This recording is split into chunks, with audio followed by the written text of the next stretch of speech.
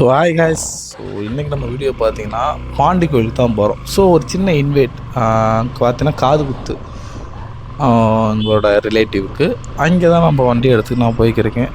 So ஸ்டார்டிங்லேயே பார்த்தீங்கன்னா நல்ல ஒரு கிளைமேட், மணியும் பார்த்தீங்கன்னா ஒரு 9 மணி தான் ஆகுது. ஸோ கிளைமேட் என்னமோ பயங்கரமாக இருக்கும். இப்போ இதில் பைபாஸில் ஏற்றுறேன், வண்டியோட வியூவை மட்டும் பாருங்கள், நீங்களே பரண்டுருவேன். ஏன்னா இது ஃபுல்லாக க்ளவுட்ஸ் மட்டும்தான் இருக்குது. ஏதோ நம்ம ஃபுல்லாக ஏதோ வெள்ளப்போர்வையால் போத்துனா எப்படி இருக்கும் அந்த மாதிரி இருக்குது. இதுக்கப்புறம் தான் உங்களுக்கு ட்விஸ்ட்டே நான் காமிக்கிறேன், அங்கே பார்ப்போம் எந்த அளவுக்கு இருக்குன்னு. ஏன்னா நம்ம இப்படி இந்த ஸோ ரைட் அண்ட் டேர்ன் பண்ணுறதுனால அப்படி டோட்டலாகவே இது ஒரு வியூ பாயிண்ட் மாறும். இன்னும் கொஞ்சம் தூரம் பாருங்கள் எப்படி இருக்குன்னு. ஒருத்தடா வருமா, ஒருத்தர் வருமா. ஸோ இது வந்து முடியா பற்றியே தான் ஃபுல்லாக அந்த வீடியோ.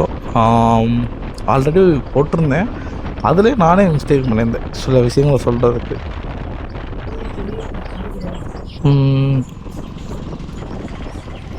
பாட்டில் கூட பார்த்தீங்கன்னா வேறு ஒன்றும் இல்லை, முனியையா பற்றி பாடும்போது அவருக்கு சாராயம் பத்தலை சுருட்டு பழகட்டு அப்படின்ற மாதிரி தான் வரும். ஸோ அவருக்கு அதெல்லாம் இல்லவே இல்லை. இந்த வீடியோ நீங்கள் பார்க்கும்போது தான் தெரியும் முழுசாக. ஸோ நான் சொன்ன வியூ பாயிண்ட்டை பாருங்கள் எப்படி இருக்குன்னு. ஸோ அட்டகாசமாக இருக்குல்ல.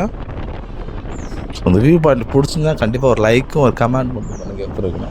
ஸோ நம்மளோட முனியா வருமா. ஸோ முனியா பியூர் வெஜிடேரியனுங்க. அவர் பக்கம் எந்த ஒரு நான்வெஜ் வரைய வராது, ஒன்லி பொங்கல் வாசடிக்கும். பக்கத்தில் என்ன தான் கிடா வெட்டு நடந்தாலும் உள்ளுக்குள்ளே ஒரு சின்ன ஸ்மெல்லு கூட வராது, அந்த அளவுக்கு இருக்கும்.